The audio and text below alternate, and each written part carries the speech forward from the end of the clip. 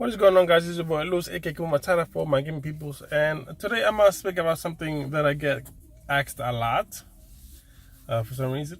Whether it is better to lease or to buy when you're doing rideshare like Uber, Lyft, Juno, etc.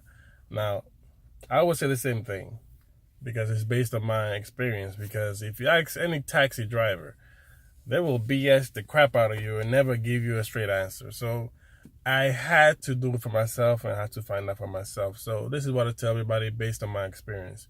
Now, if you don't know your market, if you haven't done rideshare in general, you should do leasing first. But try to find a company that give you a very short-term lease.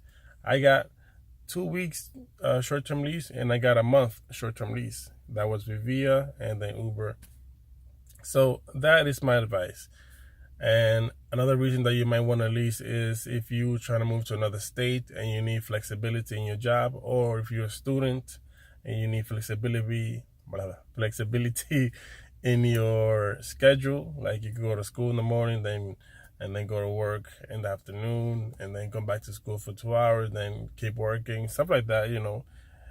Usually you would want to be in rideshare because you need flexibility, and you don't want to answer to nobody, and you can do that. So yeah, so that is my advice. Do lease first, and then once you're sure that you are going to be doing that for a while, or you need to do rideshare for a while, then think about buying yourself your own car and then registering it with the city. Like New York City, you need to be registered with the TOC in order to do rideshare. So, know your market, know how much it's going to cost, how long it's going to take, see if it's beneficial to you, so you can weigh in the pros and cons of leasing and owning. Me, personally, I did the leasing, and then, like you see right now, I'm in my own car, and I'm saving hella money. Because let me tell you, leasing is not cheap. For example, like the mattress I had it when it was a promotion. It was 400, I think 440 per week.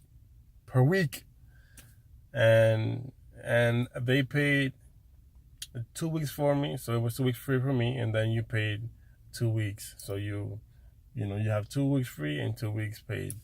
So that's why I took it. And Uber, back then they gave you 2 weeks free.